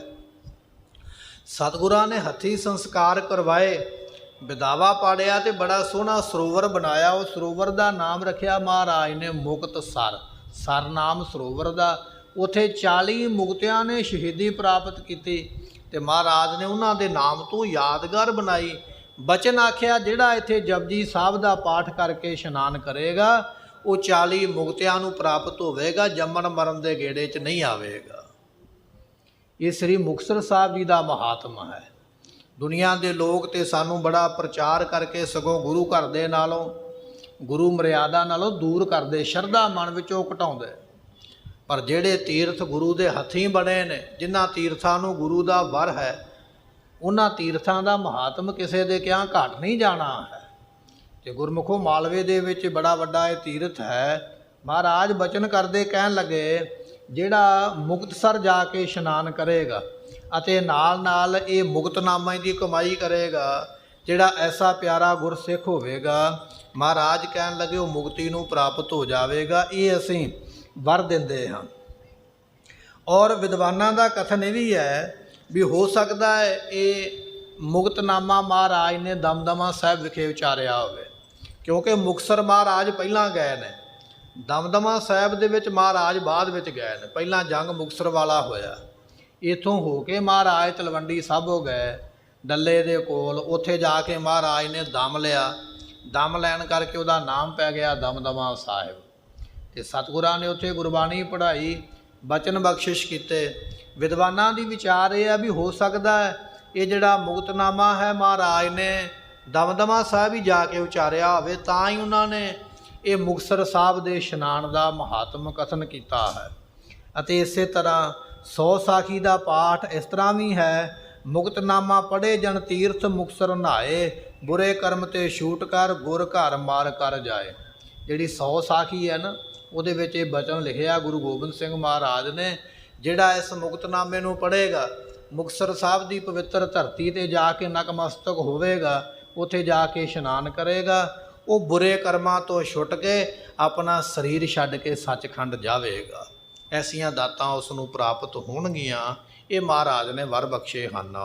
ਬੁਰੇ ਕਰਮ ਤੇ ਸੋ ਛੁੱਟ ਜਾਏ। ਉਹ ਫਿਰ ਗੁਰੂ ਕਾ ਸਿੱਖ ਜਿਹੜਾ ਨਾ ਬੁਰੇ ਕਰਮਾਂ ਤੋਂ ਛੁੱਟ ਜਾਏਗਾ। ਮਾੜੇ ਕਰਮ ਜਿਹੜੇ ਉਹਨਾਂ ਤੋਂ ਫਿਰ ਛੁਟਕਾਰਾ ਮਿਲ ਜਾਂਦਾ ਹੈ। ਮਰ ਕਰ ਗੁਰ ਕੇ ਸਦਨ ਸਿਧਾਏ। ਅਤੇ ਫਿਰ ਉਹ ਜਦੋਂ ਗੁਰੂ ਕਾ ਸਿੱਖ ਸਰੀਰ ਛੱਡੇਗਾ ਨਾ, ਜਿਨੇ ਇਹ ਮੁਕਤਨਾਮੇ ਦੇ ਬਚਨ ਕਮਾਏ ਨੇ, ਗੁਰਮੁਖੋ ਵਾਰ-ਵਾਰ ਫਿਰ ਉਹ ਗੱਲ ਕਰਨੀ।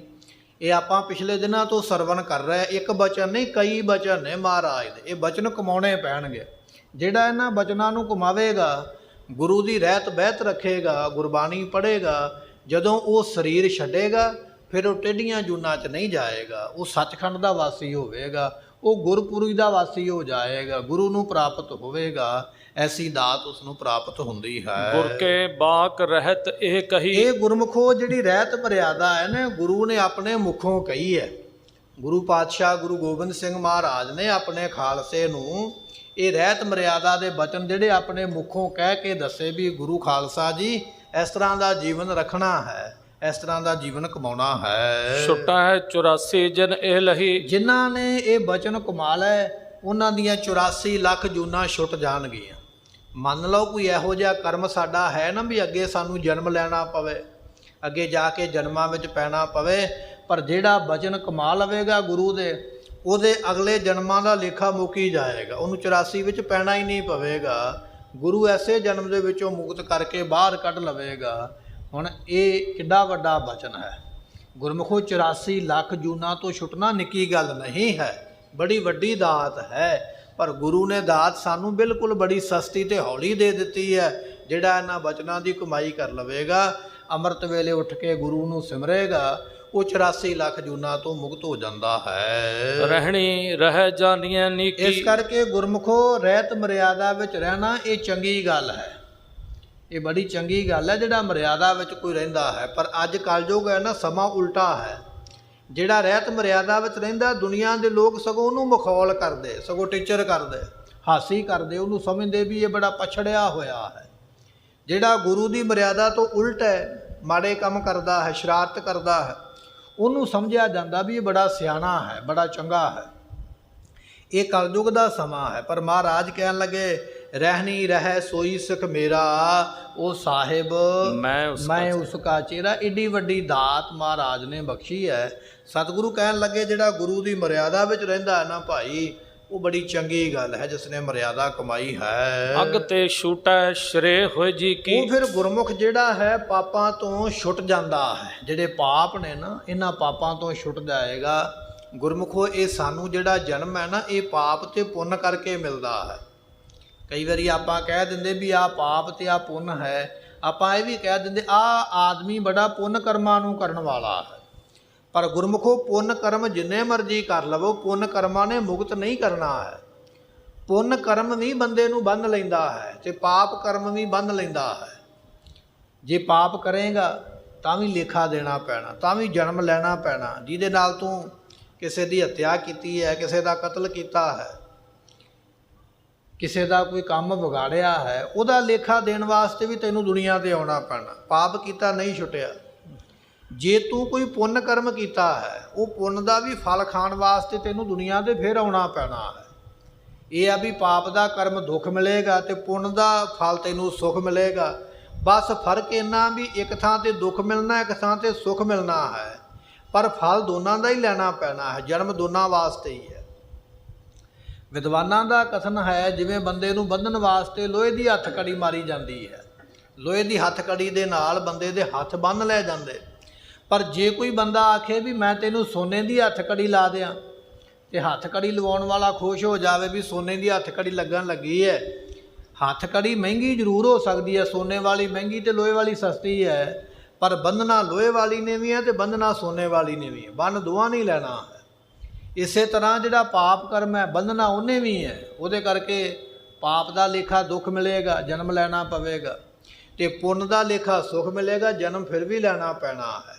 ਇਸ ਕਰਕੇ ਮਹਾਰਾਜ ਦਾ ਬਚਨ ਕਮਾ ਕੇ ਪਾਪ ਤੇ ਪੁੰਨ ਤੋਂ ਪਰੇ ਹੋਣਾ ਹੈ। ਸਿਮਰਤ ਸ਼ਾਸਤਰ ਪੁੰਨ ਪਾਪ ਵਿਚਾਰਦੇ, ਤਤੈ ਸਾਰ ਨਾ ਜਾਣੀ। ਜਿਵੇਂ ਗੁਰੂ ਹਰਗੋਬਿੰਦ ਪਾਤਸ਼ਾਹ ਮਹਾਰਾਜ ਸਾਹਿਬ ਜੀਆਂ ਦੇ ਕੋਲ ਇੱਕ ਪੰਡਤ ਕਥਾ ਕਰਦਾ। ਪੰਡਤ ਨੇ ਆਖਿਆ ਵੀ ਬੰਦੇ ਨੂੰ 1 ਸਾਲ ਲੱਗ ਜਾਂਦਾ। ਜਿਹੜਾ ਆਪਾਂ ਵਰੀਨਾ ਲੋਕੀ ਕਰਦੇ ਨਾ ਸਾਲ ਪਿੱਛੋਂ, ਇਹ ਵਰੀਨਾ ਕਰਨਾ ਇਹ ਸਿੱਖ ਧਰਮ ਦੀ ਮਰਿਆਦਾ ਨਹੀਂ ਹੈ। ਵਰੀਨਾ ਉਹ ਲੋਕ ਕਰਦੇ ਨੇ ਜਿਹੜੇ ਹਿੰਦੂ ਧਰਮ ਦੇ ਮੁਤਾਬਕ ਕਿਰਿਆ ਕਰਦੇ। ਮਤਲਬ ਇਹ ਹੁੰਦਾ ਜਿਹੜਾ ਬੰਦਾ ਅੱਜ ਮਰ ਗਿਆ ਹੈ, ਹਿੰਦੂ ਧਾਰਮਿਕ ਗ੍ਰੰਥ ਇਹ ਗੱਲ ਕਹਿੰਦਾ ਵੀ ਉਸ ਬੰਦੇ ਨੂੰ ਧਰਮ ਰਾਜੇ ਦੇ ਲੇਖੇ ਤੱਕ ਜਾਣ ਤੱਕ 1 ਸਾਲ ਦਾ ਸਮਾਂ ਲੱਗਦਾ। ਇਹ ਹਿੰਦੂ ਧਾਰਮਿਕ ਗ੍ਰੰਥ ਇਹ ਗੱਲ ਕਹਿੰਦਾ ਵੀ ਮਰਨ ਤੋਂ ਮਗਰੋਂ 1 ਸਾਲ ਦਾ ਸਮਾਂ ਲੱਗਦਾ ਬੰਦੇ ਨੂੰ ਧਰਮ ਰਾਜ ਤੱਕ ਜਾਣ ਵਾਸਤੇ। ਉਹਨਾਂ ਦਾ ਵਿਚਾਰ ਇਹ ਹੈ ਵੀ 1 ਸਾਲ ਤੋਂ ਪਹਿਲਾਂ ਕਹਿੰਦੇ ਨਾ ਵਰੀਣਾ ਕਰਨਾ, ਕਿਸੇ ਦੇ ਨਾਂ ਦੀ ਰੋਟੀ ਖਵਾਉਣੀ ਹੈ, ਕੱਪੜਾ ਦਾਨ ਕਰਦੇ, ਮੰਜਾ ਦਾਨ ਕਰਦੇ। ਭਾਵ ਇਹ ਹੁੰਦਾ ਵੀ ਉਹਦੇ ਮਰਨ ਵਾਲੇ ਦਾ ਲੇਖਾ ਹੋਣ ਤੋਂ ਪਹਿਲਾਂ ਉਹਦੇ ਪ੍ਰਥਾਏ ਅਸੀਂ ਲੰਗਰ ਛਕਾ ਦਈਏ, ਮੰਜਾ ਬਿਸਤਰਾ ਦਾਨ ਕਰ ਦਈਏ, ਤਾਂ ਕਿ ਇਹਦਾ ਫਲ ਜਾ ਕੇ ਉਹਨੂੰ ਉੱਥੇ ਮਿਲੇ, ਤਾਂ ਵਰੀਣਾ ਮਨਾਇਆ ਜਾਂਦਾ। ਸਿੱਖ ਧਰਮ ਵਿੱਚ ਇਹਦਾ ਕੋਈ ਸਬੰਧ ਨਹੀਂ ਹੈ ਵਰੀਣੇ ਦਾ। ਇਹ ਅਸੀਂ ਉਹਨਾਂ ਦਾ ਜਿਹੜਾ ਹੈ ਉਹ ਗ੍ਰੰਥ ਦੇ ਮੁਤਾਬਕ ਚੱਲਦੇ ਹਾਂ। ਇੱਕ ਮੰਨ ਲਈਏ ਵੀ ਆਪਣੇ ਮਨ ਵਿੱਚ ਭਰਮ ਹੀ ਹੈ, ਇਹ ਭਰਮ ਹੈ ਸਾਡੇ ਮਨ ਵਿੱਚ ਵਰੀਣਾ ਮਨਾਉਣਾ। ਸਿੱਖ ਧਰਮ ਵਿੱਚ ਇਹਦੀ ਕੋਈ ਥਾਂ ਨਹੀਂ ਹੈ। ਹੁਣ ਪੰਡਤ ਨੇ ਕਥਾ ਸੁਣਾਈ, ਕਹਿਣ ਲੱਗਾ ਵੀ ਬੰਦਾ 1 ਸਾਲ ਵਿੱਚ ਉੱਥੇ ਪਹੁੰਚਦਾ ਹੈ। ਸਿੱਖਾਂ ਨੇ ਸੁਣਿਆ ਬਚਨ, ਬਾਹਰ ਆ ਗਿਆ ਉੱਠ ਕੇ। ਜਦੋਂ ਦੀਵਾਨ ਦੀ ਸਮਾਪਤੀ ਹੋ ਗਈ, ਗੱਲਾਂ ਬਾਤਾਂ ਕਰਨ ਲੱਗ ਪਏ। ਇੱਕ ਆਖਦਾ ਜੇ ਗੁਰੂ ਕਿਰਪਾ ਕਰੇ, ਇਹ ਜਿਹੜਾ ਪੰਡਤ ਨੇ ਸਾਲ ਦੀ ਗੱਲ ਕੀਤੀ ਹੈ, ਮੈਂ ਤੇ 1 ਦਿਨ ਵਿੱਚ ਹੀ ਪਹੁੰਚ ਜਾਵਾਂ। ਦੂਜਾ ਬੋਲਿਆ, ਕਹਿਣ ਲੱਗਾ ਜੇ ਗੁਰੂ ਕਿਰਪਾ ਕਰੇ, ਤੂੰ ਤੇ 1 ਦਿਨ ਦੀ ਗੱਲ ਕਰਦਾ, ਮੈਂ ਤੇ 1 ਘੰਟੇ ਵਿੱਚ ਉੱਥੇ ਪਹੁੰਚਾ। ਤੀਜਾ ਬੋਲਿਆ, ਕਹਿਣ ਲੱਗਾ 1 ਘੰਟਾ ਵੀ ਬੜਾ, ਜੇ ਗੁਰੂ ਕਿਰਪਾ ਕਰੇ ਮੈਂ ਤੇ ਅੱਖ ਤੇ ਖੁਦਨ ਮੀਟਰ ਸਮੇਂ ਤੱਕ ਹੀ ਉੱਥੇ ਪਹੁੰਚ ਜਾਵਾਂ। ਉਹ ਪੰਡਤ ਨੇ ਬਚਨ ਸੁਣ ਲਿਆ, ਉਹਨੂੰ ਬੜਾ ਗੁੱਸਾ ਲੱਗਾ। ਮੈਂ ਕੋ ਆਪਣੇ ਕੋਲੋਂ ਗੱਲ ਥੋੜ੍ਹੀ ਕਹੀ ਹੈ, ਜੋ ਗ੍ਰੰਥ ਵਿੱਚ ਲਿਖਿਆ ਮੈਂ ਤੇ ਉਹ ਆਖਿਆ। ਇਹ ਗੁਰੂ ਦੇ ਸਿੱਖ ਮੇਰੇ ਗ੍ਰੰਥ ਨੂੰ ਝੂਠਾ ਕਰਦੇ ਪਏ। ਕੋਈ ਆਖਦਾ ਮੈਨੂੰ 1 ਦਿਨ ਚਾਹੀਦਾ, ਕੋਈ 1 ਘੰਟਾ, ਕੋਈ 1 ਮਿੰਟ ਕਹਿੰਦਾ ਪਿਆ। ਉਹਨੇ ਜਾ ਕੇ ਮਹਾਰਾਜ ਨੂੰ ਸ਼ਿਕਾਇਤ ਲਾਈ, ਕਹਿਣ ਲੱਗਾ ਸਤਿਗੁਰੂ ਮੈਂ ਕੋਈ ਝੂਠ ਥੋੜ੍ਹੀ ਬੋਲਿਆ, ਤੁਹਾਡੇ ਸਿੱਖ ਵੇਖੋ ਮੇਰੇ ਗ੍ਰੰਥ ਨੂੰ ਮਖੌਲ ਕਰਦੇ। ਮਹਾਰਾਜ ਕਹਿੰਦੇ ਕੀ ਕਹਿੰਦੇ? ਉਹਨੇ ਸਾਰੀ ਗੱਲ ਦੱਸੀ। ਮਹਾਰਾਜ ਨੇ ਸਿੱਖ ਬੁਲਾ ਲਏ, ਸਿੱਖਾਂ ਨੂੰ ਪੁੱਛਿਆ, ਸਿੱਖਾਂ ਨੇ ਵੀ ਉਹੀ ਗੱਲ ਕਹਿ ਦਿੱਤੀ। ਸਤਿਗੁਰੂ ਕਹਿਣ ਲੱਗੇ ਭਾਈ ਤੁਸੀਂ ਆਪੋ ਆਪਣੀ ਜਗ੍ਹਾ ਤੇ ਦੋਨੇ ਹੀ ਸੱਚੇ ਹੋ। ਸਿੱਖ ਤੇ ਬਚਨ ਸੁਣ ਕੇ ਚੁੱਪ ਕਰ ਗਏ ਵੀ ਚਲੋ ਗੁਰੂ ਨੇ ਆਖਿਆ। ਪੰਡਤ ਨੇ ਸਵਾਲ ਕੀਤਾ, ਕਹਿਣ ਲੱਗਾ ਮਹਾਰਾਜ ਦੋਨਾਂ ਵਿੱਚੋਂ ਇੱਕ ਤੇ ਝੂਠਾ ਹੋਵੇਗਾ ਨਾ, ਇੱਕ ਹੀ ਸੱਚਾ ਹੋਗਾ, ਦੋਵੇਂ ਕਿਵੇਂ ਸੱਚੇ ਨੇ? ਗੁਰੂ ਹਰਗੋਬਿੰਦ ਪਾਤਸ਼ਾਹ ਕਹਿਣ ਲੱਗੇ ਜਿਹੜਾ ਤੂੰ 1 ਸਾਲ ਦੀ ਗੱਲ ਕਰਦਾ ਨਾ, ਉਹ ਗ੍ਰੰਥਾਂ ਵਿੱਚ ਲਿਖਿਆ, ਸ਼ਾਸਤਰਾਂ ਵਿੱਚ ਲਿਖਿਆ। ਤੂੰ ਸ਼ਾਸਤਰਾਂ ਦੇ ਮੁਤਾਬਕ ਆਖਿਆ ਹੈ 1 ਸਾਲ ਦਾ ਲੱਗਦਾ ਸਮਾਂ, ਤੇਰੀ ਗੱਲ ਠੀਕ ਹੈ। ਪਰ ਸਾਡੇ ਸਿੱਖ ਕਹਿੰਦੇ ਵੀ 1 ਮਿੰਟ ਵੀ ਨਹੀਂ ਲੱਗਦਾ ਹੈ, ਇਹ ਵੀ ਠੀਕ ਨੇ। ਮਹਾਰਾਜ ਇਹ ਕਿਵੇਂ ਠੀਕ ਨੇ? ਸਤਿਗੁਰੂ ਕਹਿਣ ਲੱਗੇ 1 ਸਾਲ ਦਾ ਸਮਾਂ ਪੰਡਤ ਜੀ ਪਾਪੀਆਂ ਤੇ ਪੁੰਨੀਆਂ ਨੂੰ ਲੱਗਦਾ ਹੈ। ਪਾਪ ਕਰਨ ਵਾਲੇ ਪੁੰਨ ਕਰਨ ਵਾਲੇ ਗ੍ਰੰਥ ਨੇ ਉਹਨਾਂ ਦਾ ਜ਼ਿਕਰ ਕੀਤਾ ਹੈ ਵੀ ਉਹਨਾਂ ਨੂੰ ਇੰਨਾ ਸਮਾਂ ਲੱਗਦਾ। ਸਾਡੇ ਸਿੱਖ ਜਿਹੜੇ ਨੇ ਇਹ ਨਾਮ ਦੀ ਕਮਾਈ, ਨਾਮ ਦੇ ਅਭਿਆਸੀ ਨੇ, ਸਿੱਧੀਆਂ ਇਹਨਾਂ ਦੀਆਂ ਤਾਰਾਂ ਸੱਚਖੰਡ ਨਾਲ ਜੁੜੀਆਂ ਨੇ, ਇਹ ਪਾਪ ਪੁੰਨ ਤੋਂ ਪਰੇ ਨੇ, ਇਸ ਕਰਕੇ ਇਹਨਾਂ ਨੂੰ ਸਮਾਂ ਨਹੀਂ ਲੱਗਦਾ ਹੈ। ਸਿਮਰਤ ਸ਼ਾਸਤਰ ਪੁੰਨ ਪਾਪ ਵਿਚਾਰ ਦੇ ਤਤੈ ਸਾਰ ਨਾ ਜਾਣੀਏ। ਗੁਰੂ ਅਮਰਦਾਸ ਮਹਾਰਾਜ ਦੇ ਬਚਨ। ਸਿਮਰਤੀਆਂ ਤੇ ਸ਼ਾਸਤਰ ਪੁੰਨ ਤੇ ਪਾਪ ਦੀ ਗੱਲ ਕਰਦੇ ਨੇ। ਆਹ ਪੁੰਨ ਦਾ ਫਲ ਇਹ ਮਿਲੇਗਾ, ਆਹ ਪਾਪ ਦਾ ਫਲ ਇਹ ਮਿਲੇਗਾ। ਸਿਮਰਤ ਸ਼ਾਸਤਰ ਇਹੋ ਕੁਝ ਹੀ ਕਹਿੰਦਾ। ਸਿਮਰਤ ਸ਼ਾਸਤਰ ਪੁੰਨ ਪਾਪ ਵਿਚਾਰਦੇ, ਪਾਪ ਤੇ ਪੁੰਨ ਦੀ ਵਿਚਾਰ ਦੱਸਦੇ ਨੇ ਵੀ ਕਿਹੜੇ ਕੰਮ ਦਾ ਕਿਹੜਾ ਫਲ ਮਿਲੇਗਾ। ਜਿਵੇਂ ਆਪਾਂ ਕਹਿ ਦਈਏ ਵੀ ਨਿਆਂ ਦਾ ਗ੍ਰੰਥ ਹੈ, ਨਿਆਂ ਕਰਨ ਵਾਲਾ, ਜਿਹੜੇ ਵਕੀਲ ਦਾ ਕੋਰਸ ਕਰਦੇ ਵਕੀਲ, ਉਹ ਧਾਰਾ ਲਿਖੀ ਹੋਈ ਨਾ, ਆਹ ਕੰਮ ਕਰੇਗਾ ਇਹ ਧਾਰਾ ਲੱਗੇਗੀ, ਇਹ ਧਾਰਾ ਦੇ ਨਾਲ ਇੰਨੀ ਸਜ਼ਾ ਮਿਲੇਗੀ। ਜਿਹੋ ਜਿਹਾ ਕੰਮ ਉਹੋ ਜਿਹੀ ਧਾਰਾ, ਜਿਹੋ ਜਿਹੀ ਧਾਰਾ ਉਹੋ ਜਿਹੀ ਸਜ਼ਾ। ਸਿਮਰਤੀਆਂ ਤੇ ਸ਼ਾਸਤਰ ਸਮਝ ਲਓ ਵੀ ਧਾਰਾ ਹੀ ਲਾਉਂਦੇ ਨੇ ਇੱਕ ਹਿਸਾਬ ਦੀ, ਵੀ ਆਹ ਕੰਮ ਕਰੇਗਾ ਇਹਦਾ ਫਲ ਇਹ ਮਿਲੇਗਾ। ਉਹ ਕਰਦੇ ਨਾ ਵੀ ਹੁਣ ਦਾਨ ਕਰਨਾ, ਇਸ ਵੇਲੇ ਮੂੰਹ ਸੂਰਜ ਵੱਲ ਕਰੋ, ਇਸ ਵੇਲੇ ਚੰਦਰਮਾ ਵੱਲ ਕਰੋ, ਇਸ ਵੇਲੇ ਸੱਜੇ ਹੱਥ ਨਾਲ ਦਾਨ ਕਰੋ, ਇਸ ਵੇਲੇ ਖੱਬੇ ਨਾਲ ਦਾਨ ਕਰੋ, ਦੱਸਦੇ ਨੇ ਨਾ। ਉਹ ਦਾਨ ਦਾ ਮਹਾਤਮ ਹੈ ਵੀ ਇੱਦਾਂ ਕਰੇਗਾ ਆਹ ਫਲ ਮਿਲੇਗਾ, ਇੱਦਾਂ ਕਰੇਗਾ ਤੇ ਆਹ ਫਲ ਮਿਲੇਗਾ। ਇਹ ਜਿਹੜੀ ਸਿਮਰਤੀਆਂ ਤੇ ਸ਼ਾਸਤਰ ਨੇ, ਸਮਝ ਲਈਏ ਵੀ ਇਹ ਕਾਨੂੰਨ ਦੇ ਗ੍ਰੰਥ ਨੇ। ਜਿਵੇਂ ਧਾਰਾ ਲੱਗਦੀ ਤੇ ਸਜ਼ਾ ਮਿਲਦੀ ਹੈ, ਸਿਮਰਤੀਆਂ ਤੇ ਸ਼ਾਸਤਰ ਪੁੰਨ ਪਾਪ ਦੀ ਗੱਲ ਕਰਦੇ। ਪਰ ਸਾਡਾ ਸਿੱਖ ਪੁੰਨ ਪਾਪ ਤੋਂ ਪਰੇ ਹੈ, ਇਸ ਕਰਕੇ ਇਹਨਾਂ ਗ੍ਰੰਥਾਂ ਦੇ ਬੰਧਨ ਵਿੱਚ ਨਹੀਂ ਆਉਂਦਾ, ਤਾਂ ਇਹਨਾਂ ਨੂੰ ਸਮਾਂ ਨਹੀਂ ਲੱਗਦਾ ਹੈ। ਸਤਿਗੁਰੂ ਕਹਿਣ ਲੱਗੇ ਬਚਨ ਇਹ ਹੈ ਅੱਗ ਤੇ ਛੁਟੇ ਸ਼ਰੇ ਹੋਏ ਜੀ ਕੀ। ਸਾਡਾ ਸਿੱਖ ਪਾਪ ਤੋਂ ਛੁੱਟ ਜਾਏਗਾ, ਜਿਹੜਾ ਪਾਪ ਤੋਂ ਛੁੱਟੇਗਾ ਉਹ ਮੁਕਤ ਹੋ ਜਾਏਗਾ, ਉਹ ਜੰਮਣ ਮਰਨ ਚ ਆਏਗਾ ਹੀ ਨਹੀਂ, 84 ਦਾ ਗੇੜਾ ਖਤਮ ਹੀ ਹੋ ਜਾਏਗਾ। ਇਹ ਮਹਾਰਾਜ ਦੇ ਬਚਨ ਹਨ।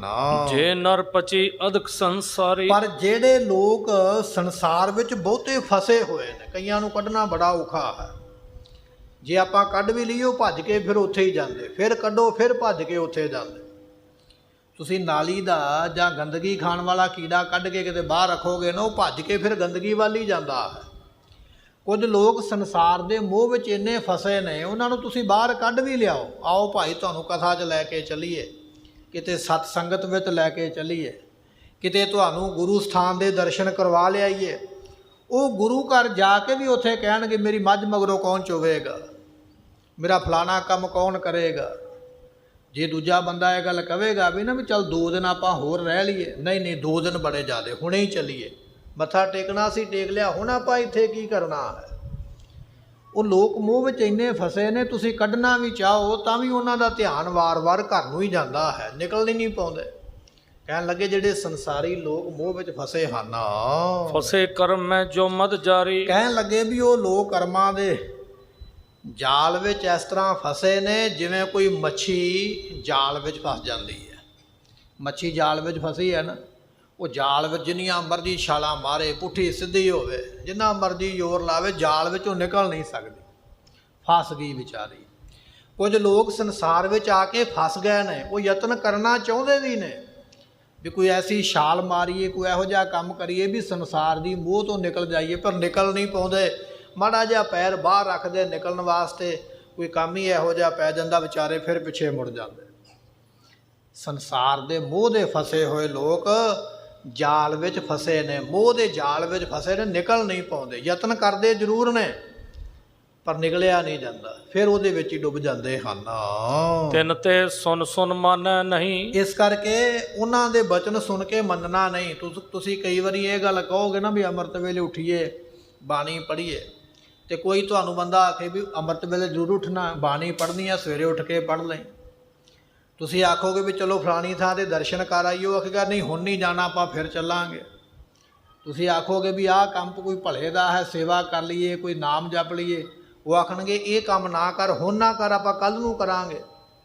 ਮਹਾਰਾਜ ਕਹਿੰਦੇ ਜਿਹੜਾ ਤੁਹਾਨੂੰ ਇਹ ਗੱਲ ਕਹਿੰਦਾ ਨਾ ਵੀ ਕੱਲ੍ਹ ਨੂੰ ਕਰਾਂਗੇ ਜਾਂ ਬਾਅਦ ਵਿੱਚ ਕਰਾਂਗੇ, ਉਹਦੀ ਗੱਲ ਮੰਨ ਕੇ ਉਹਦੇ ਮਗਰ ਨਹੀਂ ਲੱਗਣਾ ਹੈ ਵੀ ਚਲੋ ਉਹਨੇ ਸਲਾਹ ਦਿੱਤੀ ਤੇ ਰਹਿਣ ਦਈਏ। ਉਹ ਜੋ ਕਹਿੰਦਾ ਕਹੀ ਜਾਵੇ, ਪਰ ਚੰਗਾ ਕਰਮ ਕਰ ਲੱਗਿਆ ਦੇਰੀ ਨਾ ਕਰ। ਸਹਿਸਕ੍ਰਿਤੀ ਦਾ ਬਚਨ ਹੈ, ਨਹਿ ਬਿਲੰਬ ਧਰਮੰ ਬਿਲੰਬ ਪਾਪੰ। ਧਰਮ ਦਾ ਕੰਮ ਕਰਨ ਵੇਲੇ ਦੇਰੀ ਨਾ ਕਰ। ਜੇ ਤੈਨੂੰ ਕੋਈ ਰੋਕਣਾ ਚਾਹੁੰਦਾ ਰੋਕ ਨਾ। ਕਬੀਰ ਕਾਲ ਕਰਨ ਤਾ ਅਬੈ ਕਰ, ਅਬੇ ਕਰਤਾ ਸੋਇ ਤਾਲ। ਕੱਲ ਕਰਨਾ ਹੁਣ ਕਰ, ਹੁਣ ਕਰਨਾ ਤੇ ਲੱਗ ਹੀ ਪਾਓ, ਉੱਠ ਕੇ ਚੱਲ ਹੀ ਪਾਓ। ਕਿਸੇ ਦੀ ਗੱਲ ਨਾ ਸੁਣ ਕੋਈ ਕੀ ਕਹਿੰਦਾ ਹੈ, ਦੁਨੀਆ ਨੇ ਤੈਨੂੰ ਕੁਝ ਨਹੀਂ ਕਰਨ ਦੇਣਾ ਹੈ।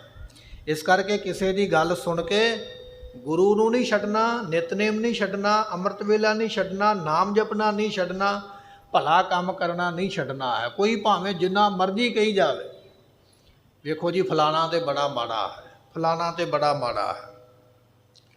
ਕੁਝ ਲੋਕ ਸਿੱਖਾਂ ਦੇ ਦੋਸ਼ ਹੀ ਦੱਸਦੇ ਰਹਿੰਦੇ, ਫਲਾਣਾ ਸਿੱਖ ਉਹਦੇ ਵਿੱਚ ਤੇ ਆਹ ਉਗਣ ਹੈ, ਫਲਾਣੇ ਵਿੱਚ ਆਹ ਉਗਣ। ਅਸੀਂ ਉਗਣਾਂ ਵਾਲਿਆਂ ਵੱਲ ਵੇਖਣਾ ਹੀ ਕਿਉਂ ਹੈ? ਅਸੀਂ ਵੇਖੀਏ ਭਾਈ ਤਾਰੂ ਸਿੰਘ ਦੇ ਵੱਲ, ਅਸੀਂ ਵੇਖੀਏ ਬੰਦਾ ਸਿੰਘ ਬਹਾਦਰ ਦੇ ਵੱਲ, ਅਸੀਂ ਵੇਖੀਏ ਭਾਈ ਮਣੀ ਸਿੰਘ ਦੇ ਵੱਲ, ਅਸੀਂ ਵੇਖੀਏ ਭਾਈ ਮਤੀ ਦਾਸ ਦੇ ਵੱਲ। ਅਸੀਂ ਉਗਣਾਂ ਵਾਲਿਆਂ ਵੱਲ ਵੇਖੀਏ ਹੀ ਕਿਉਂ? ਅਸੀਂ ਉੱਚੇ ਸੁੱਚੇ ਜੀਵਨ ਵਾਲਿਆਂ ਵੱਲ ਵੇਖੀਏ ਤਾਂ ਕਿ ਅਸੀਂ ਵੀ ਉੱਚੇ ਹੋਈਏ। ਮਾੜਿਆਂ ਵੱਲ ਵੇਖ ਕੇ ਅਸੀਂ ਨੀਵੇਂ ਥੋੜ੍ਹੀ ਹੋਣਾ।